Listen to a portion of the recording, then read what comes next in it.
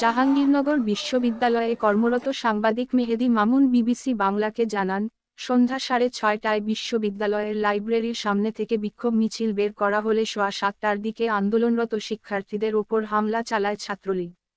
ওই হামলায় নেতৃত্ব দেন বিশ্ববিদ্যালয় ছাত্রলীগের শীর্ষস্থানীয় নেতারা। মামুন জানান, প্রায় আধা ঘণ্টা ধরে বিশ্ববিদ্যালয়ের শহীদ মিনার এলাকায় কোটা আন্দোলনকারী ও ছাত্রলীগের মধ্যে ধাওয়া পাল্টা ধাওয়ার ঘটনা ঘটে।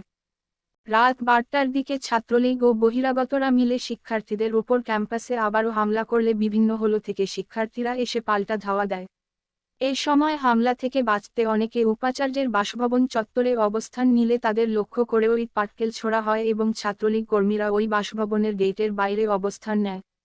তারা ভেতরে ঢুকে শিক্ষক ও শিক্ষার্থীদের ওপরে হামলা করেছে বলে অভিযোগ করেছেন জাবি শিক্ষক সমিতির সাবেক সাধারণ সম্পাদক অধ্যাপক কামরুল আহসান। শেখ হাসিনার যে কথা নিয়ে ক্ষোভ। ঢাকায় রবিবারের সংবাদ সম্মেলনে 2018 সালে কোটা বাতিল করার প্রেক্ষাপট উল্লেখ করে শেখ হাসিনা বলেন, 2018 সালে আন্দোলনের সময় রাস্তায় ধ্বংসাত্মক কর্মসূচি, মানুষের ওপর হামলা, মিথ্যাচারসহ বিভিন্ন কারণে বিরক্ত হয়ে তখন কোটা বাতিল করে দিয়েছিলাম। আর এখন বিষয়টি আদালতের উপর। তিনি বলেন, বিষয়টি আদালতে বিচারাধীন রয়েছে। আদালত শিক্ষার্থীদের বলেছে তাদের বক্তব্য থাকলে তারা আদালতে গিয়ে বক্তব্য জানাক। যতক্ষণ পর্যন্ত আদালত থেকে সমাধান না আসবে ততক্ষণ পর্যন্ত আমাদের কিছু করার নেই। তাহলে শিক্ষার্থীদের এই আন্দোলন কতদিন চলবে? কিংবা এই আন্দোলনের ভবিষ্যৎ বা কী? এমন প্রশ্নের জবাবে শেখ হাসিনা বলেন, তারা আন্দোলন করছে করুক। কোনো ধ্বংসাত্মক কাজ করতে পারবে না।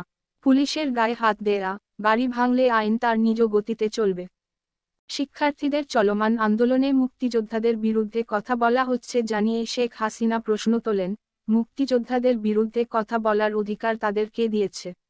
কেউ কেউ মুক্তিযোদ্ধার নাতি হিসেবে কোটায় ভর্তি হয়ে এখন কোটার বিরুদ্ধে কেন আন্দোলন করছে প্রশ্ন রাখেন শেখ হাসিনা। তিনি প্রশ্ন রাখেন, সরকারি চাকরিতে মুক্তিযোদ্ধাদের নাতিপুতিরা কোটা পাবেন না তো রাজাকারের নাতিপুতিরা পাবে? এই আন্দোলনে কোনো মহল ইন্ধন দিচ্ছে কি না সেটি নিয়েও প্রশ্ন করা হয়েছিল শেখ হাসিনার কাছে। তবে এর কোনো জবাব তিনি দেননি।